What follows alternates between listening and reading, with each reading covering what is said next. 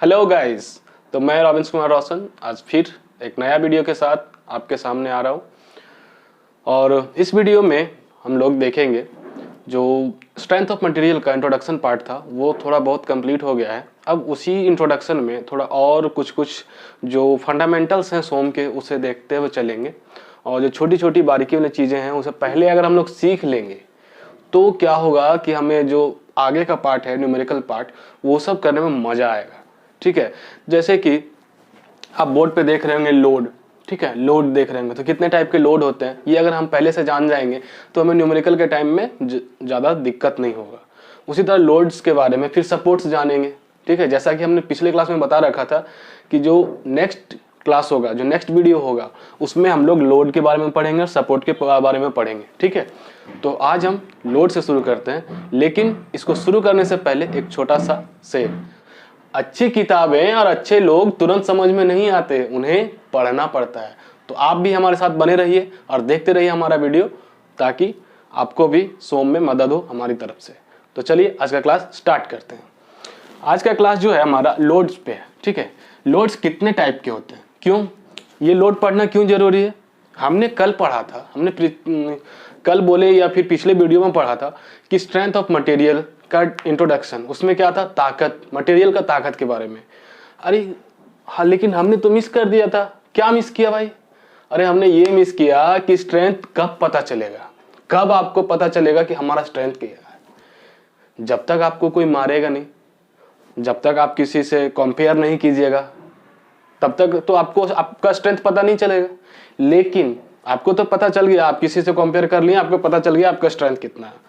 लेकिन मटेरियल, जिस मटेरियल के बारे में हम लोग बात कर रहे हैं, इंजीनियरिंग मटेरियल, सिविल के लिए क्या हो सकता है, स्टील, मैकेनिकल के लिए भी स्टील हो सकता है, और भी मटेरियल होता है। ऐसा नहीं कि सिर्फ स्टील ही, जैसे जो भी मटेरियल, जो भी कंस्ट्रक्शन में यूज हो रहा है, जो भी मैन्युफैक्चरिंग में यूज हो रहा है, ठीक है, सभी मटेरियल्स के बारे में हम लोग पढ़ रहे हैं। इंजीनियरिंग मटेरियल मतलब, बोलने का मतलब ही है कि सारा मटेरियल जो भी हमारा कंस्ट्रक्शन और मैन्युफैक्चरिंग में यूज हो रहा है, वो सारे मटेरियल्स का स्ट्रेंथ हमें मेजर करना है। ठीक है, और स्ट्रेंथ क्यों मेजर करते हैं एक बार रिकॉल करा देते हैं। स्ट्रेंथ क्यों मेजर करते हैं, क्योंकि हमें पता होना चाहिए कि इसकी क्षमता क्या है, इसका ताकत क्या है। ठीक है, तो इसके लिए हम लोग मेजर करते हैं। अब सपोज हमने कोई कैलकुलेशन किया नहीं, आपको ही बोल दिया जाए कि आप ही एक ब्रिज बनाइए जिसमें एक बार में 100 टन का लोड सस्टेन हो जाए। आप क्या कि हाँ चलो 100 टन का था ना, बना देते हैं। आपने मटेरियल का कोई स्ट्रेंथ का कुछ भी जांचा नहीं, उसको कुछ भी टेस्ट नहीं किया, आपने बना दिया। अब देखा क्या कि जैसे ही ब्रिज बन के तैयार हुआ, उस पर जैसे 100 टन का लोड गया, वो कोलैप्स कर गया, फेल कर गया। मतलब जो भी आपका कंडीशन अप्लाइड था कि हमें 100 किलो न्यूटन के लिए बनाना है या 100 टन के लिए बनाना है, वो उस ब्रिज ने वो कंडीशन को मीट नहीं किया। ठीक है, उस कंडीशन को फुलफिल नहीं किया, तब वो फेल हो गया। और यही रीजन है कि हम लोग स्ट्रेंथ ऑफ मटेरियल चेक करते हैं। तो चलिए लोड्स पे चलते हैं, लोड्स के बारे में जानते हैं, तभी ना पता चलेगा कि कितना लोड देने से पता चलेगा कि कितना लोड देने से हमारा ब्रिज टूटता है या कुछ भी। ठीक है, अब लोड कहने का इनडायरेक्ट मीनिंग ये है कि फोर्स। लोड का इनडायरेक्ट मीनिंग है फोर्स। ठीक है, फोर्स। अब फोर्स और लोड में एक ये अंतर है कि फोर्स हम लोग तभी कैलकुलेट करते हैं जब ये किसी चीज के कांटेक्ट में आता है। ठीक है, अगर फोर्स तो ऐसा लग रहा है, लेकिन कांटेक्ट, ये फोर्स का भी हम लोग पढ़ेंगे इसके बारे में, और 2-3 टाइप के फोर्स, जिसके बारे में हम लोग थोड़ा आगे क्लास में पढ़ेंगे, आगे वीडियो में।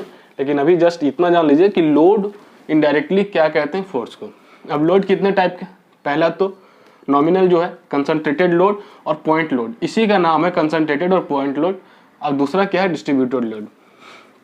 तो आपको जो बुक्स में मिलेंगे, ये पॉइंट लोड जो बुक में देखने को मिलेगा, वो कैसा मिलेगा, ऐसा मिलेगा।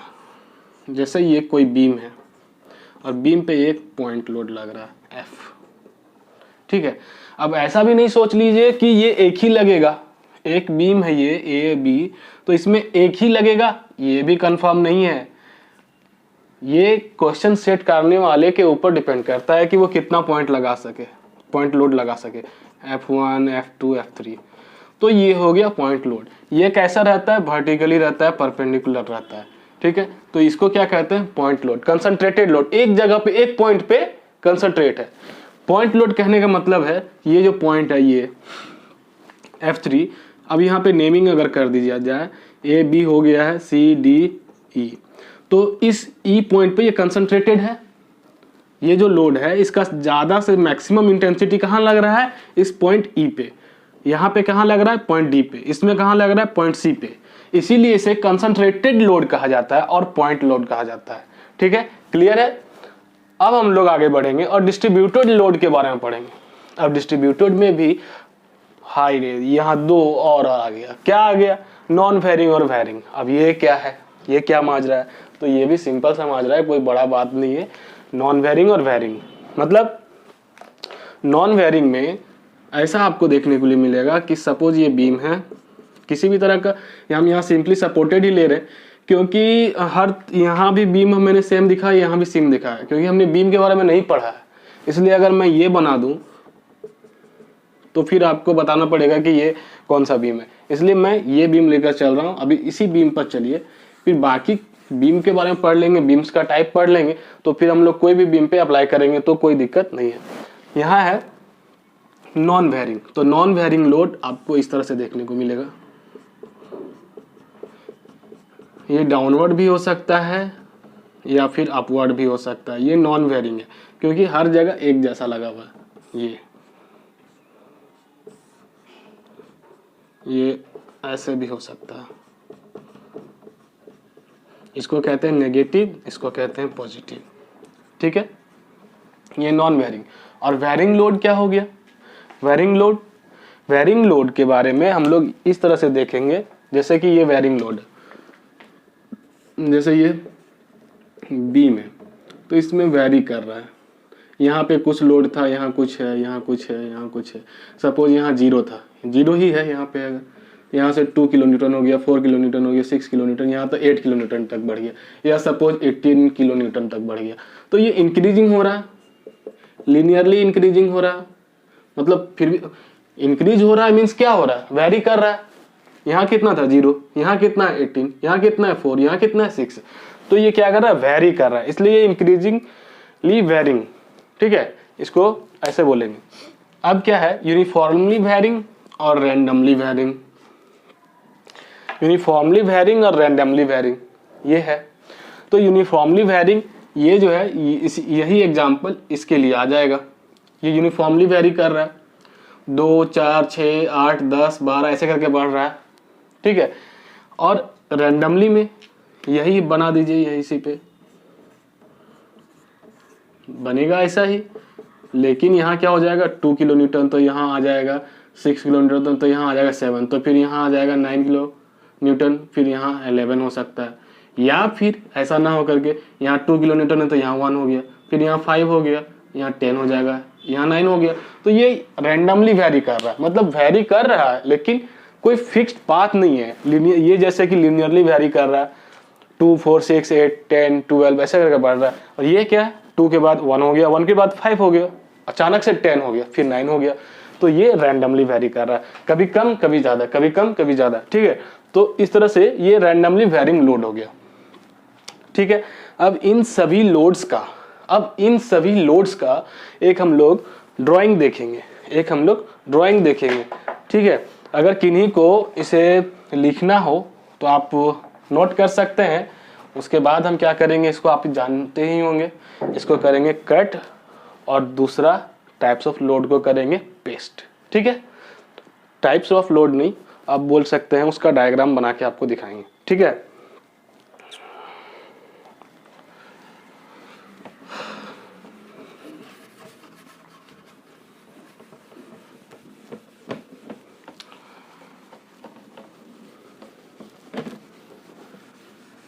हम लोग धीरे धीरे सोम के तरफ बढ़ रहे हैं, सोम पढ़ने के लिए प्रिपेयर हो रहे हैं।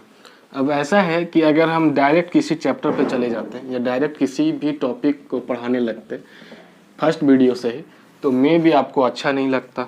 इसलिए हम क्या कर रहे हैं कि हम फ्रॉम फर्स्ट वीडियो धीरे धीरे चीज़ों को आप तक पहुंचा रहे हैं। हमें उम्मीद है कि आपको अच्छा लग रहा होगा। अगर अच्छा लग रहा है तो वीडियो को देखते रहिए, हमारे साथ बने रहिए। अब चलिए फिर देखते हैं।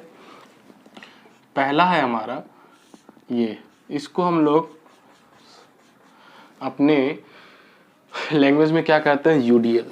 ठीक है, इसी को हम लोग इस तरह से भी बना सकते हैं।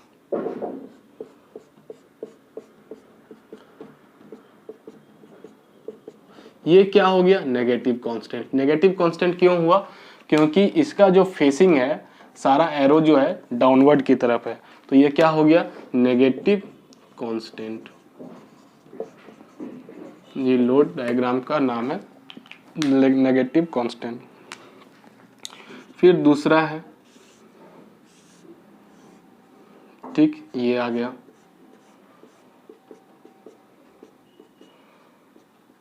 ये क्या था हमारा, लीनियरली वेरिंग या फिर इंक्रीजिंग। ठीक है, तो ये इसमें भी क्या है, इसके तरह, जैसा कि हमने कहा एरो डाउनवर्ड की तरफ है तो नेगेटिव कांस्टेंट ये, तो इसी तरह इसमें भी होगा, डाउनवर्ड की तरफ है तो क्या होगा, नेगेटिव इंक्रीजिंग।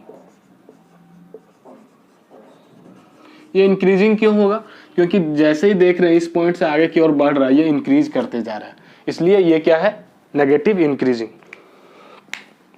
इसके बाद क्या आएगा,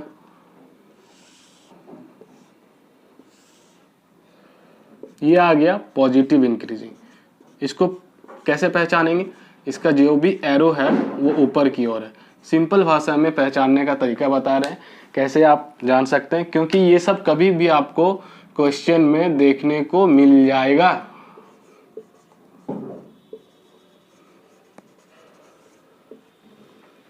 ठीक है, और जहां तक सिविल इंजीनियरिंग के सभी स्टूडेंट्स हैं, वो सभी बीटेक के बाद या बीटेक में ही गेट और एसएससी जेईई वगैरह का तैयारी करना शुरू कर देते हैं, तो इसके लिए हम ये सब बारीकी से बता रहे हैं, ताकि आप अगर एक बार पढ़ें तो कुछ ना कुछ आपके दिमाग में परमानेंटली रह जाए। अब ये क्या हो रहा है, ये मैक्सिमम से मिनिमम हो रहा है। ये मिनिमम से मैक्सिमम हो रहा था तो इंक्रीज कर रहा था, और जब मैक्सिमम से मिनिमम होता है तो वो डिक्रीज करता है, तो ये क्या है, डिक्रीजिंग। और कैसा डिक्रीजिंग है, नेगेटिव डिक्रीजिंग। क्यों, क्योंकि इसका एरो जो है लोडिंग का वो डाउनवर्ड है, तो डाउनवर्ड है तो ये क्या हो गया, negative decreasing, sorry, negative decreasing. ये हो गया। अब उसके बाद पांचवा क्या है, फिर से इसी का अपोजिट,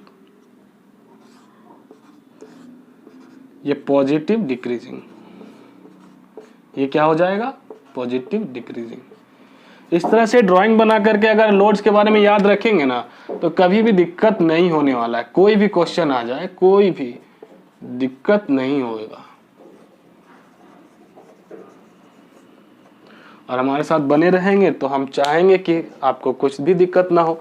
तो जो भी है, आप लोग इसे कॉपी करना चाहते हैं जल्दी से कर ले। 5 लोड हो गया, 5 लोड और बचे हुए हैं।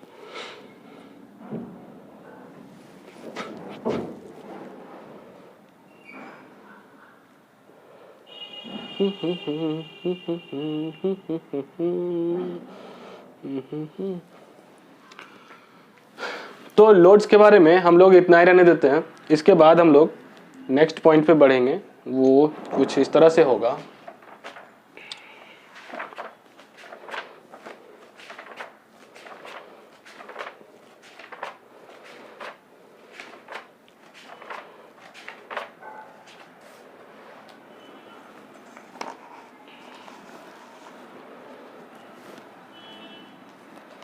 ठीक है फ्रेंड्स, तो आई होप कि आपने कॉपी वगैरह कर लिया होगा। अब हम इसे कंट्रोल एक्स कर देते हैं। ठीक है, लीजिए, ये हो गया कंट्रोल एक्स।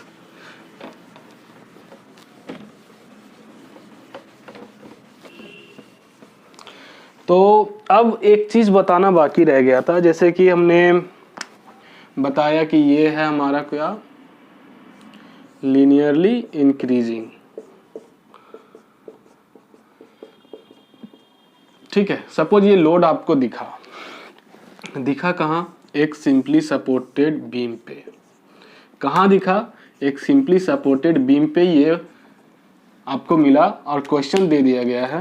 और क्वेश्चन कुछ इस तरह से है कि यहाँ से यहाँ का डिस्टेंस आपको 3 मीटर दिया है और ये 4 किलो न्यूटन का लोड बता रहा है, ठीक है, यहाँ का। उसके बाद यहाँ का कुछ 2 मीटर दे दिया। सपोज एक एग्जांपल के तौर पे आप मान लीजिए। अब आपको क्या करना है, करना ही कुछ नहीं है, कह दिया क्वेश्चन में, कह दिया find out reaction at A and B, या फिर कह दिया कि मोमेंट एट ए, ठीक है, मोमेंट एट ए बोल दिया। तो हम लोग अब कैसे निकालेंगे, क्योंकि हम लोग जान रहे हैं कि मोमेंट का जो फॉर्मूला है, मोमेंट का फॉर्मूला कहता है फोर्स इनटू परपेंडिकुलर डिस्टेंस, ठीक है, फोर्स यानी लोड, ठीक। तो यहां तो हमारे पास कुछ क्लियर नहीं हो रहा है, ठीक है, कि ये लोड है, यहाँ भी लगा हुआ, यहाँ भी लगा हुआ, इतना दूर तक लगा हुआ है। तो हम लोग कैलकुलेट करें, कैसे करें, क्या करें, ठीक है। तो इसके लिए हम लोग क्या करते हैं कि ये क्या शेप में है, ये एक ट्रायंगल है, ठीक है। तो जो ट्रायंगल का जो एरिया होगा, एरिया ऑफ ट्रायंगल जो होगा, एरिया ऑफ ट्रायंगल, ये हमें क्या बताएगा, लोड के बारे में बताएगा। इसमें कितना लोड है, एक्चुअल कितना लोड है, ठीक है। तो लोड कैसे पता चलेगा, एरिया ऑफ ट्रायंगल क्या है, एरिया ऑफ ट्रायंगल है half into base into height, ठीक है, यही है।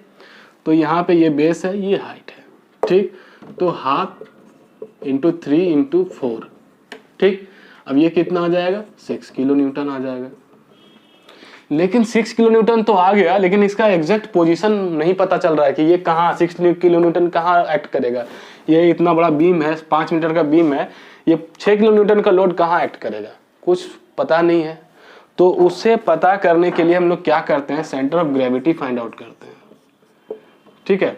Centre of gravity find out करते हैं। तो सेंटर ऑफ ग्रेविटी कैसे आएगा, तो सेंटर ऑफ ग्रेविटी हम लोग जान रहे हैं कि B/3 होता है और H/3 होता है, किसका, ट्रायंगल का, फॉर ट्रायंगल। ट्रायंगल के लिए CG क्या होता है, B/3 और H/3, ठीक है। तो यहाँ क्या है, B3 है, 3/3, सॉरी ये नहीं हूँ, 3/3 1 मीटर, यही आ गया। तो 1 मीटर कहाँ से, ऑफकोर्स यहाँ से 1 मीटर पे। तो हम लोग क्या करेंगे, फिर से अब क्या करेंगे, ये हमें पता चल गया, क्या पता चल गया, लोड कितना है ये पता चल गया, और क्या पता चला, CG क्या पता चला, ये पता चल गया। तो हम लोग इसको फिर से ड्रॉ करेंगे और यहाँ पॉइंट B से 1 मीटर पे हम लोग 6 किलो न्यूटन का लोड लगा देंगे। 1 मीटर है ये, 1 मीटर, और ये कितना मीटर बच गया, यहाँ 5 मीटर का था तो 4 मीटर बच गया ये, ठीक है। अब क्या कहा, बोला है रिएक्शन एट A और B। तो reaction at A and B निकालने के लिए हमें क्या करना पड़ेगा, पहले मोमेंट लेना पड़ेगा, मोमेंट लेकर के निकाल सकते हैं। क्यों, क्योंकि ये इसका अगर सिमेट्रिसिटी करे इस बीम का तो सिमेट्रिक नहीं है, इसलिए हम लोग इसको निकाल रहे हैं। हालांकि ये कुछ अलग पोर्शन है, इसको बताने से पहले, रिएक्शन और मोमेंट बताने से पहले हमें कुछ और भी बताना चाहिए था आपको, लेकिन वो स्किप हो गया, कोई दिक्कत नहीं, हम लोग उसको हम लोग नेक्स्ट वीडियो में पढ़ेंगे। ये यहाँ लोड को बताने के चक्कर में हमने आपको ये बता दिया। इसको बताने से पहले आपको सपोर्ट भी बताना पड़ेगा, और सपोर्ट के साथ साथ कुछ और भी चीज़ें जो नेसेसरी है, ठीक है। तो देखिए हम लोग यहाँ पे मोमेंट आपको सिर्फ निकाल के बताते हैं, फिर जो नेक्स्ट वीडियो होगा उसमें सारा चीज़ क्लियर होगा। तो मोमेंट का फॉर्मूला क्या होता है, फोर्स इनटू परपेंडिकुलर डिस्टेंस, ठीक है। तो फोर्स कितना है, 6 किलो न्यूटन, परपेंडिकुलर डिस्टेंस कितना है यहाँ से, इस लोड से इधर का जो डिस्टेंस है वो बच गया है। क्यों? क्योंकि मोमेंट एट हमको ए मांगा है, तो इस पॉइंट पे, ठीक है, इस पॉइंट पे मोमेंट क्या होगा, हम लोग सिर्फ इसको कंसिडर कर रहे हैं, ओनली फोर्स को। हम लोग अभी इस रिएक्शन को कंसिडर नहीं कर रहे हैं, अभी हम लोग इस रिएक्शन को कंसिडर नहीं कर रहे हैं। तब जो मोमेंट होगा हमारा अबाउट ए, वो क्या होगा, 6 × 4 दैट इज 24 किलो न्यूटन पर मीटर, ठीक है, किलो न्यूटन मीटर। ये समझ में आ गया बात। तो इस तरह से हम लोग क्वेश्चन में सॉल्व करेंगे। कब? जब इस तरह का लोड होगा, कोई भी शेप का आ जाए, कोई भी शेप का आ जाए। यहाँ अगर अभी रेक्टेंगल बन गया तो भी वही चीज होगा जो अभी हमने बताया, ठीक है। तो अब हम लोग आगे बढ़ते हैं।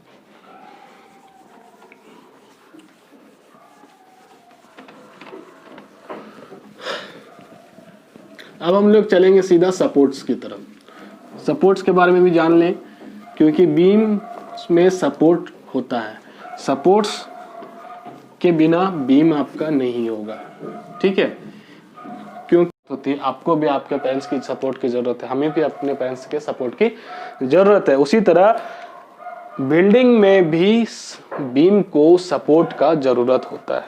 तो हमारे पास सबसे पहला सपोर्ट वो है, क्या है, हमारे पास सबसे पहला सपोर्ट है रोलर सपोर्ट।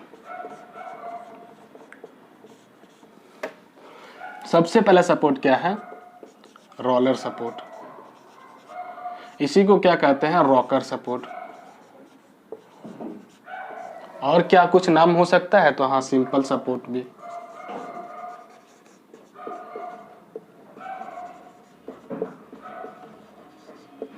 इतना तक क्लियर हो गया। रोलर सपोर्ट को ही रॉकर सपोर्ट कहते हैं और रोलर सपोर्ट को ही सिंपल सपोर्ट भी कहते हैं, ठीक है। तो अब ये दिखता कैसा है, क्वेश्चन में आप जब बुक ओपन करेंगे तो पहचानेंगे कैसे, तो इस तरह से, कुछ इस तरह से आपको दिखेगा बुक में, तब आप इसको पहचान सकते हैं कि ये है, क्या है, रोलर सपोर्ट है। क्या है, रोलर सपोर्ट। तो रोलर सपोर्ट है, तो इसमें और कुछ खास बात होगा, तभी तो हम इसको पढ़ रहे हैं, ठीक है। रोलर सपोर्ट का प्रॉपर्टी क्या है, उसका कंडीशन क्या है, मतलब कंडीशन बोले तो उसमें क्या क्या खूबी है, ठीक है। तो इसमें मूवमेंट नहीं होता है। मूवमेंट जो है वो नहीं होता है। कब?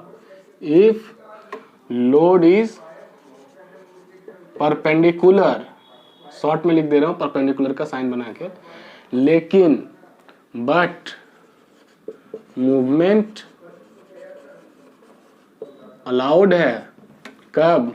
If load is horizontal. अगर हॉरिजेंटल लोड रहेगा, क्योंकि देखिए इधर से अगर लोड लगा, इधर से अगर लोड लग गया, ठीक है, एफ लग गया, तो ये तो मूवमेंट करा देगा, क्योंकि इसमें व्हील लगा हुआ, रोलर है। अगर यही ये नहीं लगा, ये भी नहीं है, अगर ये परपेंडिकुलर मतलब वर्टिकल इसको बोल दीजिए, वर्टिकल लोड है, तो ये कहीं भी मूव करेगा? नहीं करेगा। और तब क्या होगा, इधर और इधर R A and R B दो रिएक्शन भी प्रोड्यूस होगा इसके वजह से। क्यों? क्योंकि हम जानते हैं there is equal and opposite reaction at every action. हर एक एक्शन में इक्वल और अपोजिट रिएक्शन होता है। तो अगर हम इस बीम पे कोई एफ लोड लगाते हैं तो इसको सस्टेन करने के लिए, इसको रेसिस्ट, इस लोड को रेसिस्ट करने के लिए, ठीक है, हमारा बीम भी एक रिएक्शन लगाएगा इसके अपोजिट में, इसके अपोजिट में, ठीक है। जैसे कि आप ही फाइट करते हैं कोई, ठीक है, आपको मारा तो आप भी दे दिए, ठीक है, पता नहीं किसका फाइट जोरदार रहा, लेकिन देते जरूर है, वही चीज़ है। लेकिन यहाँ का केस में क्या होता है, बीम का जितना लोड ये दे रहा है वो उतना इक्वल ये दोनों मिलके लगाएगा। दो है, दो रिएक्शन में दोनों मिलके लगाएगा। तब एक केस और क्या बन जाता है, एक केस और ये बनता है कि अगर वर्टिकल लोड रहा तो रिएक्शन होगा, अगर वर्टिकल लोड रहा तो रिएक्शन होगा, और अगर हॉरिजेंटल लोड रहा तो रिएक्शन नहीं होगा। अगर हॉरिजेंटल एक दूसरा ही ड्राइंग बना देते हैं। अगर वर्टिकल लोड है तो रिएक्शन जनरेट हो रहा है, ठीक है, इफ वर्टिकल तो रिएक्शन क्या है, पॉसिबल है। अगर इसको छोड़िए, हम फिर से लिखवा देंगे। और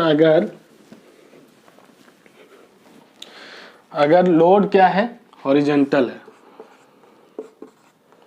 ठीक है, इसको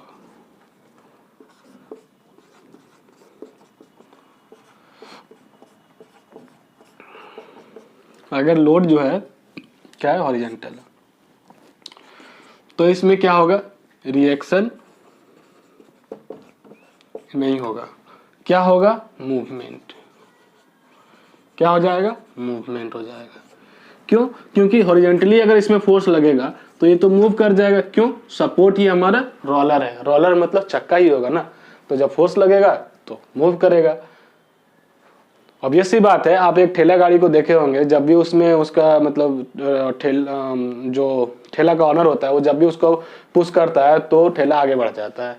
तो वही चीज इसमें है, रोलर सपोर्ट में इसको आगे बढ़ जाएगा तो मूवमेंट हो जाएगा, लेकिन रिएक्शन नहीं हो पाएगा। रिएक्शन के लिए परपेंडिकुलर होना जरूरी है, ठीक है। अब हम लोग आगे बढ़ते हैं और इसी का प्रॉपर्टी हम लोग पढ़ते हैं। लेकिन ये जो मूवमेंट वगैरह का केस हुआ ना, इसके लिए हम आपको एक नोट लिखवाना चाहते हैं।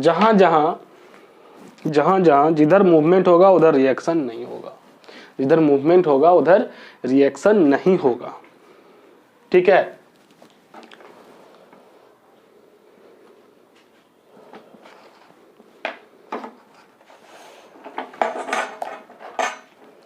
तो एक नोट करके लिखिएगा, relation between support and movement. Relation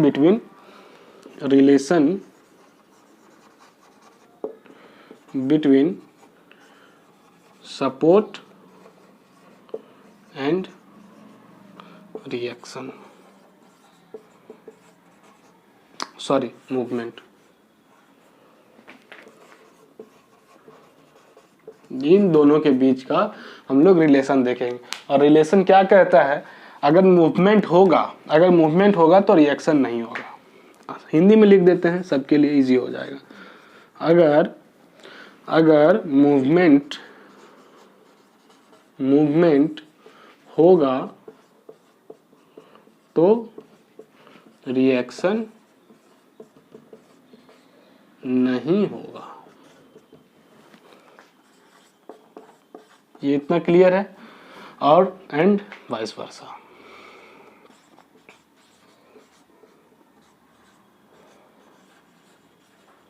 और अगर रिएक्शन होगा तो मूवमेंट नहीं होगा। ये चीज क्लियर हो गया, ये चीज याद रखिएगा, ध्यान रखिएगा। रोलर के केस में ये चीज ध्यान रखना है, अगर मूवमेंट होगा तो रिएक्शन नहीं होगा, और अगर रिएक्शन होगा तो मूवमेंट नहीं होगा।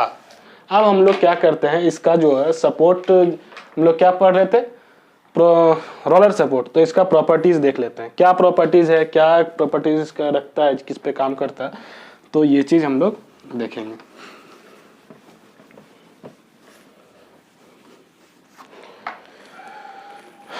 Properties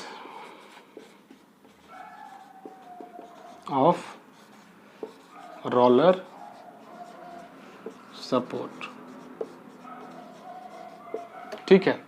properties of roller support, तो रोलर सपोर्ट का प्रॉपर्टीज कितना क्या है, ओनली वन रिएक्शन, इसमें ओनली वन रिएक्शन होगा, ओनली वन रिएक्शन। इसमें रिएक्शन क्या होगा, ओनली वन वर्टिकल रिएक्शन, ठीक है, ओनली वर्टिकल रिएक्शन होगा। ये दो वर्टिकली लग रहा है इसलिए एक ही कंसिडर हो रहा है, ठीक है। और दूसरा क्या होगा, दूसरा होगा rotation is allowed,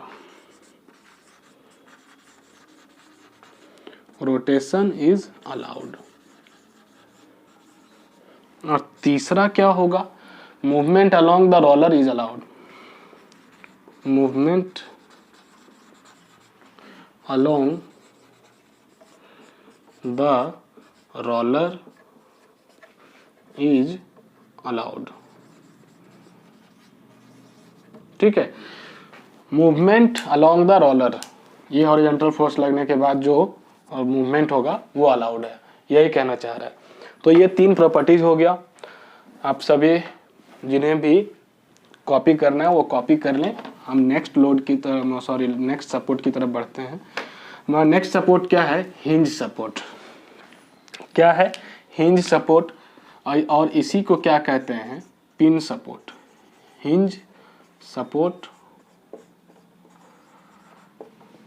hinge support और पिन सपोर्ट। पिन किया हुआ पिन सपोर्ट। ये 2 चीज क्लियर है।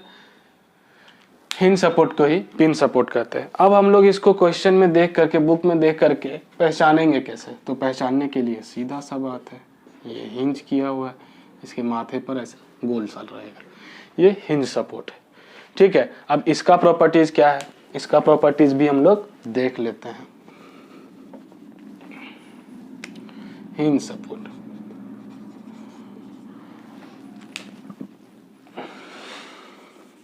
इसमें रिएक्शंस कितने होंगे? 2 रिएक्शंस होंगे। कौन कौन से रिएक्शंस होंगे वो देखते हैं। पहला रिएक्शन इधर से, दूसरा रिएक्शन इधर से, 2 रिएक्शन हो गया। ठीक है, हम लोग इसमें देख लिए क्या है, 2 रिएक्शन हो रहा है, तो इसमें लिखेंगे प्रॉपर्टीज में 2 रिएक्शंस, 2 रिएक्शंस। दूसरा क्या है? Rotation is allowed, rotation is allowed. तीसरा क्या है? Movement along any direction, movement along any direction, any direction is not allowed. Movement किसी भी डायरेक्शन में अलाउड नहीं है। ठीक है, इसको कॉपी कीजिए।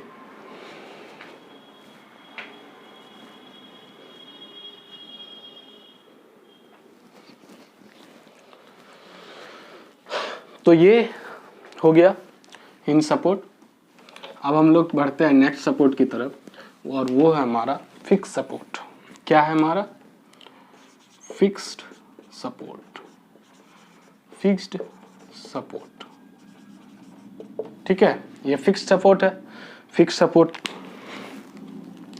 आप कैसे पहचानेंगे? इस तरह से, ये फिक्स है। और किस तरह से पहचानेंगे? इस तरह से, ये फिक्स है। इसमें नो मूवमेंट, इसमें मूवमेंट नहीं रहता, मूवमेंट, नो मूवमेंट। ठीक है, लेकिन इसमें रिएक्शन क्या क्या है? आर ए है, आर बी है, और इसमें मूवमेंट भी होता है। तो रिएक्शन के केस में क्या हो गया? कितना रिएक्शन हो गया? 3। ठीक है, और अगर इसका प्रॉपर्टीज लिखना चाहेंगे तो फिक्स सपोर्ट कर देते हैं, यहाँ 2 की जगह यहाँ 3 कर देते हैं। Movement along any direction is not allowed. हो गया, ये फिक्स सपोर्ट भी खत्म हो गया। ठीक है, अब अगला चलते हैं गाइडेड रोलर। क्या है? Guided roller. रोलर सपोर्ट पे चलते हैं, लेकिन कौन सा रोलर? Guided roller. गाइडेड मतलब क्या? किसी चीज से गाइड किया हुआ होगा, गाइडेड रोलर। गाइड कह रहा है। चौथा में क्या है? Guided roller. भैया ये गाइडेड रोलर कैसा होता है? कैसा होता है इसको देखिए।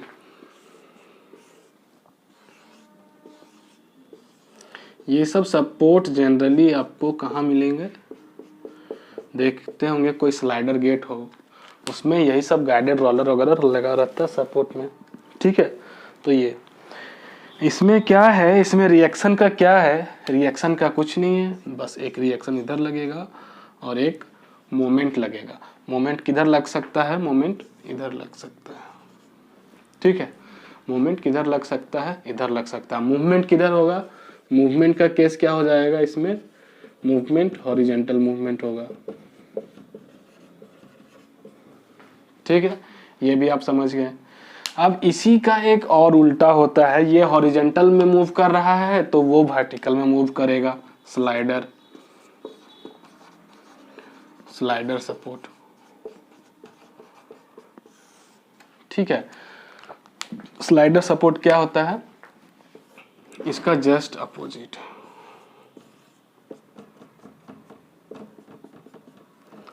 इसमें ये हॉरिजॉन्टल रिएक्शन होगा, मूवमेंट ऐसे होगा। ठीक है, ये हो गया। अब इसमें भी मूवमेंट क्या हो जाएगा, मूवमेंट के केस में इसमें हो जाएगा वर्टिकल मूवमेंट, वर्टिकल मूवमेंट हो गया।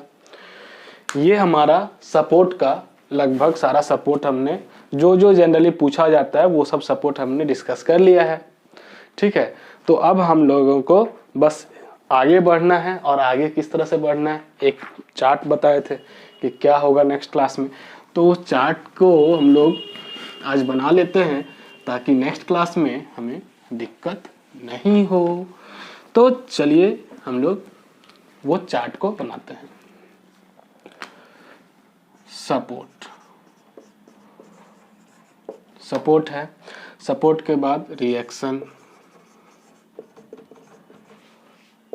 DOF, ये इसको जिसके कहते हैं डिग्री ऑफ फ्रीडम, किधर कितना छूट कितना है। ठीक है, उसके बाद है स्टिफनेस, स्टिफनेस मतलब डिफॉर्म होने से, resistance against deformation, resistance against deformation. ठीक है, इसको कहते हैं हम लोग स्टिफनेस। तो रोलर सपोर्ट पहला आता है, रोलर सपोर्ट। रोलर सपोर्ट में रिएक्शन कितना, 1, और डिग्री ऑफ फ्रीडम का जो फॉर्मूला होता है DOF वो होता है 3 माइनस रिएक्शन। ठीक है, तो रोलर सपोर्ट के केस में क्या हो जाएगा, 3 माइनस 1 2, तो डिग्री ऑफ फ्रीडम कितना हो जाएगा, 2 डिग्री। ठीक है, इसमें डेल्टा X, डेल्टा Y और डेल्टा थीटा। ये क्या है, स्टिफनेस। स्टिफनेस मतलब क्या होता है, resistance against deformation. Resistance against deformation, deform होने से बचने के लिए जो ताकत लगाता है, स्ट्रेंथ लगाता है मटेरियल, उसको कहते हैं स्टिफनेस। लेकिन हम लोग कभी कभी देखते हैं कि हम लोग कितना भी कोशिश कर लें, अगर कुछ प्रॉब्लम्स होने वाला है तो वो हो ही जाता है। तो सिंपली वही होगा, अगर मटेरियल पे, इस मटेरियल को इस पे अगर हम लोग लोड लगा देते हैं तो ये कितना भी इसको बचाने का कोशिश करेंगे, कुछ ना कुछ डिफॉर्मेशन इसके अंदर आ ही जाएगा। तो वो क्या हो सकता है, यही चीज स्टिफनेस में यहाँ पर हम लोग देखेंगे सपोर्ट के केस में। ठीक है, तो रोलर सपोर्ट में कितना रिएक्शन है, 2, एक रिएक्शन है। डिग्री ऑफ फ्रीडम कितना हो गया, 2। ठीक है, अब इधर में एक ये है, जिधर रिएक्शन आएगा उधर ही स्टिफनेस मैक्सिमम होगा, जिधर रिएक्शन आएगा उधर ही स्टिफनेस मैक्सिमम होगा। ठीक है, एक नोट करके लिख लीजिएगा, जिधर रिएक्शन आएगा उधर ही स्टिफनेस मैक्सिमम होगा, या मैक्सिमम स्टिफनेस होगा, मैक्सिमम स्टिफनेस मैक्सिमम होगा। ठीक है, तो रोलर सपोर्ट में देखे थे हम लोग कि रिएक्शन किधर जा रहा था, अपवर्ड। किधर है, अपवर्ड, और ये कौन सा डायरेक्शन है, Y। तो Y में हमारा जो स्टिफनेस हो जाएगा वो मैक्सिमम, तो मैक्सिमम कितना, इन्फिनिटी, और X और थीटा में 0। ठीक है, ठीक उसी तरह हम लोग नेक्स्ट पे चलते हैं, हिंज सपोर्ट में। हिंज सपोर्ट में हमारे पास कितना रिएक्शन था, 2, तो डिग्री ऑफ फ्रीडम कितना हो जाएगा, 1। ठीक है, ये जो रिएक्शन था वो कौन कौन से डायरेक्शन में था, ये जो रिएक्शन था हिंज, ये कौन कौन से, इधर और इधर, मतलब X और Y में था। ठीक है, तो X और Y में ये इन्फिनिटिव हो जाएगा और इसमें 0 हो जाएगा। ठीक है, और तीसरा क्या है, फिक्स सपोर्ट। फिक्स सपोर्ट है, फिक्स सपोर्ट का रिएक्शन कितना था, 3 था, तो डिग्री ऑफ फ्रीडम क्या हो जाएगा, 0 हो जाएगा।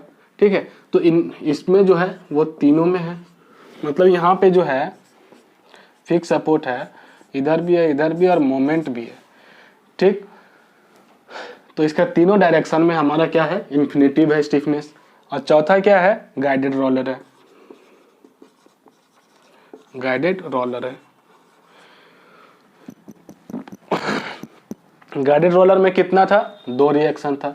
2 रिएक्शन कौन कौन सा, गाइडेड रोलर में 2 रिएक्शन कौन कौन सा था, देखते हैं।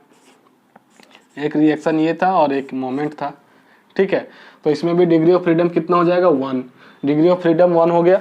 अब की कौन कौन से डायरेक्शन में है, एक्स डायरेक्शन, वाई डायरेक्शन में और दूसरा थीटा में है, ठीक है। तो इसका जो इन्फिनिटिव होगा वो क्या होगा, सॉरी ये वाई डायरेक्शन में है और थीटा में है, तो वाई डायरेक्शन में और थीटा में मैक्सिमम होगा और इसमें 0 हो जाएगा।